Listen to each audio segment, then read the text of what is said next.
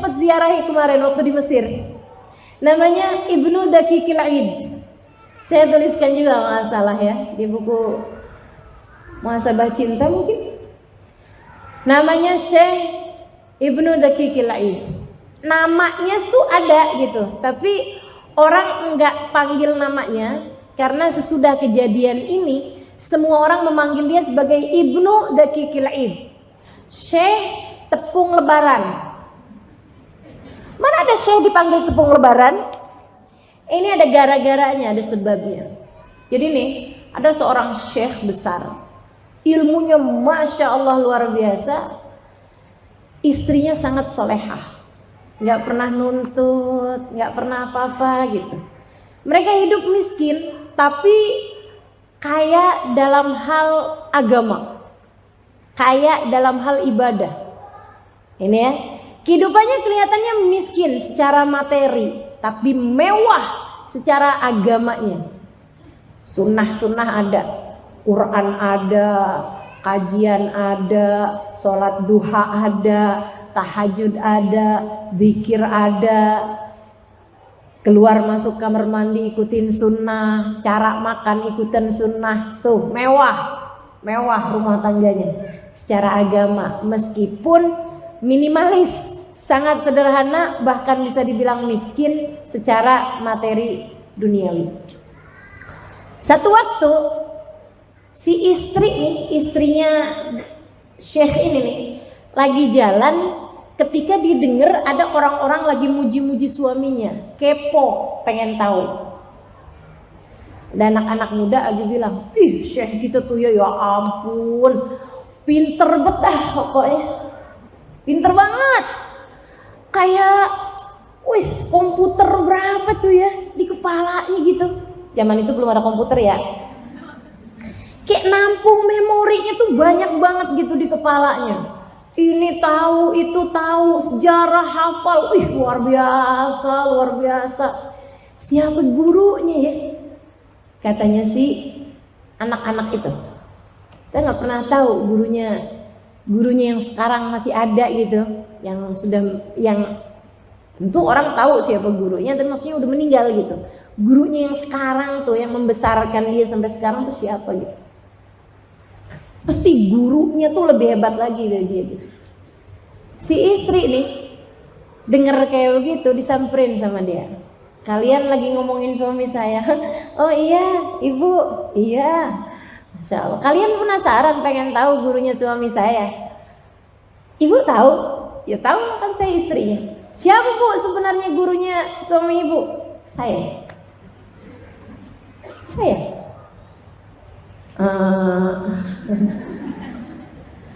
Kalau kalian nggak percaya ntar tungguin ya. Kalau hari raya sholat id saya nggak mau ngajarin khutbahnya.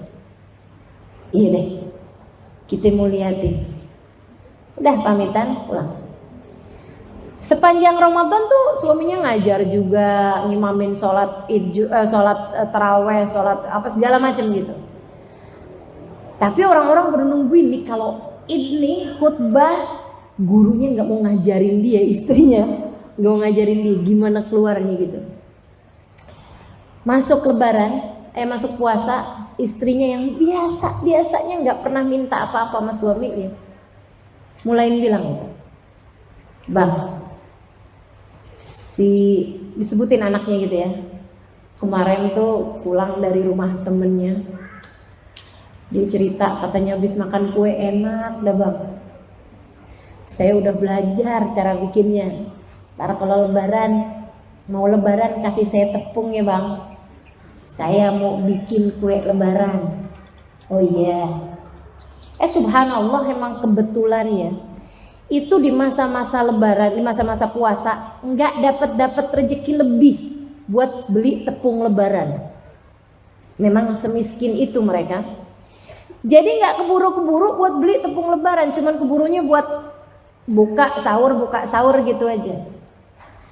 Tambah deket-deket lebaran nih, istri yang nggak pernahnya malah mulai ngerongrong, bang, tepung lebarannya udah ada bang, saya udah belajar, udah bisa bikin kuenya, udah nanya ke tangga sebelah, Tepung lebaran ya bang. Iya, sedih hati suami karena istrinya ini sangat soleha. Beda sama istri emang tukang minta. Beda. Kamu nggak bisa praktekkan ini kepada suamimu jika selama ini kamu selalu menjadi tukang rongrong buat dia. Nggak pernah minta-minta istrinya selama ini. Jadi kan begitu dia minta, kan jadi bahan pikiran buat suaminya gitu. Ya Allah, nggak pernah-pernahnya minta.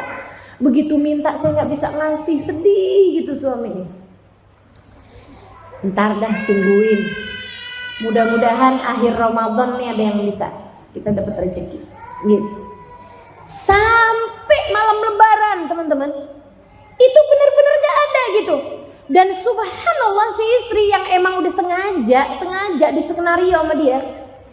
Setiap kali suaminya mau buka kitab, bang tepung Lebaran gimana bang? Tiap kali mau mikirin nih khutbah Id, saya mau bahas apaan ya? Bang, tepung lebarannya dulu dong bang. Gimana tuh kabar tepung lebaran saya? Kesian loh, anak itu udah saya janjiin. Saya mau bikinin kuenya, udah saya juga udah belajar, caranya udah tahu saya.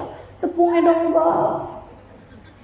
Teman-teman saudara sekalian, sampai malam lebaran gak dibiarin suaminya punya pikiran untuk bisa belajar apa-apa kecuali dirongrongin urusan tepung lebaran.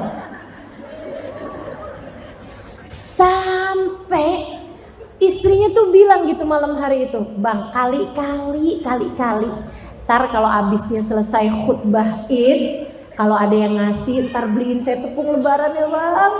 Saya udah bilang sama yang punya tokonya tuh, biar besok juga biar kata lebaran dia mau ngejual buat saya bang. Iya. Jadi nih orang mau khutbah pikirannya tepung lebaran. Datanglah ke khutbah Id, sholat lebaran kan. Saat sholat lebaran tuh biasa-biasa aja, semuanya rapi sholatnya. Habis selesai sholat kan khutbah tuh.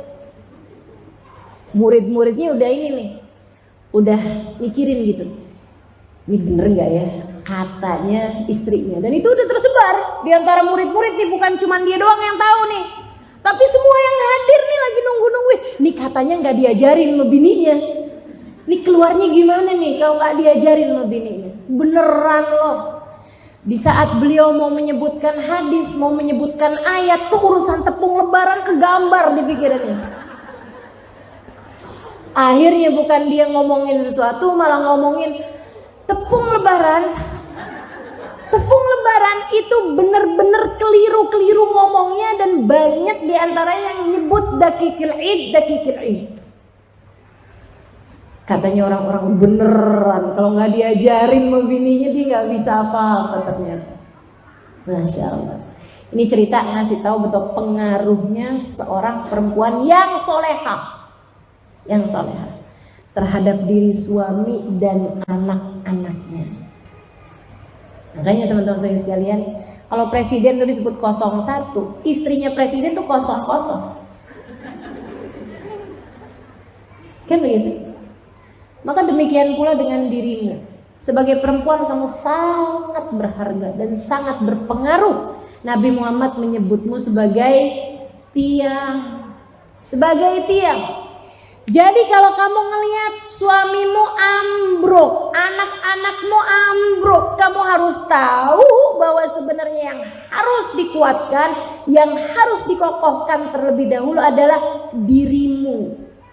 Jadilah kuat untuk bisa menguatkan, sebab kamu adalah tiangnya. Coba ibu-ibu nih yang udah pada punya suami, saya rasa kamu ngerti deh apa yang saya maksudkan.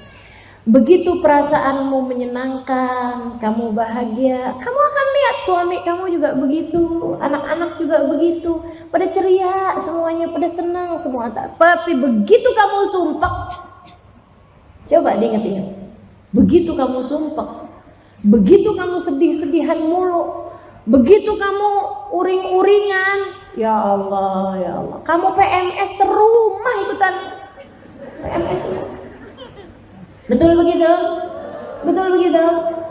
Nggak salah, Nabi itu menyebut kita sebagai tiang karena urusan rumah tangga semuanya bertumpu kepadamu, teman-teman.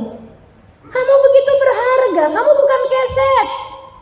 Kamu tiang dalam rumah tangga. Kalau ada yang mengatakan hal yang tidak sama dengan apa yang disampaikan Nabi, jangan pernah percaya.